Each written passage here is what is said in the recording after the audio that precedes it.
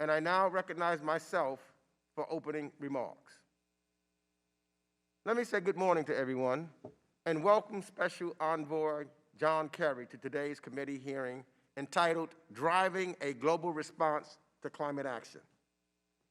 Last month's Leaders Summit on Climate, the first summit for the Biden administration, was another strong signal to the world that the U.S. is back after years of costly absence.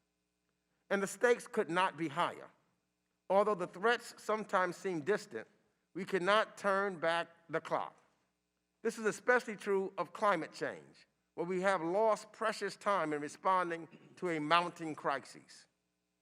Even if we achieve our ambitious goal of keeping 1.5% warming within reach, our children will still have to learn to live on a dramatically changed planet.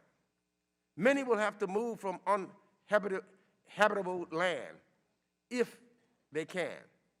Others, who are not so lucky, must endure more frequent and severe weather events, fires, drought, and pollution, which have become the new perilous norm.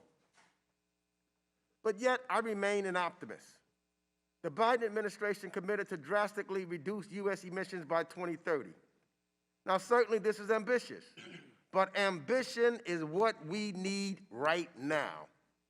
We welcome the British pledge to ban non-electric vehicles by 2030, which sparked similar plans in at least 16 other countries and several U.S. states. And on the global level, we saw China set long-needed targets on coal. Brazil pledged to end deforestation by 2030. Argentina and others committed to deploy more renewables. Japan, South Korea, and Canada made more ambitious pledges than those in Paris. Now, as a believer in the science behind climate change, as well as the benefits of trade, investment, and American ingenuity in the face of competition, what I see is opportunity. A well-defined plan on climate action will create high-paying, good jobs for the American people. And our committee will play its crucial role in getting us there.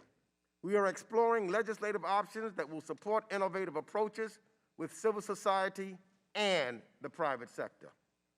And as chair, I fully support efforts to galvanize climate action in the lead up to the Glasgow and beyond.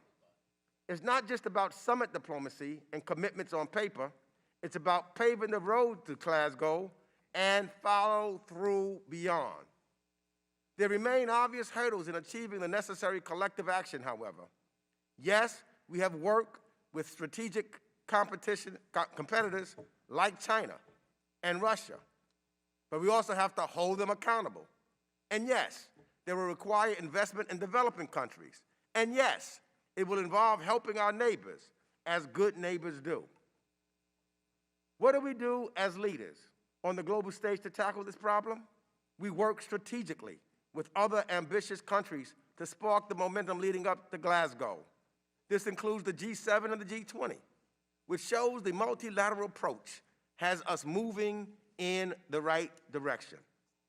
We must also empower the U.S. government, including through the International Development Finance Corporation, to have global reach assisting all countries, including all those in the Caribbean, Eastern Europe, and Africa, to have access to needed financing and investment opportunities.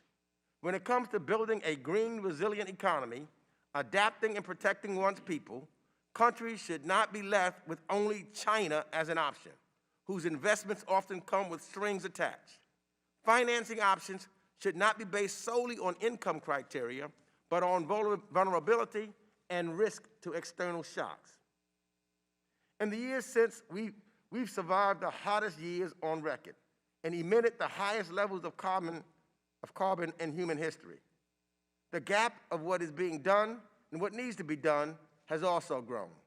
And I think of the words of John F. Kennedy, Jr., who said, "Every accomplishment starts with a decision to try." So I pledge not only to try as the chairman of this committee, but demand that we do our best to save this planet.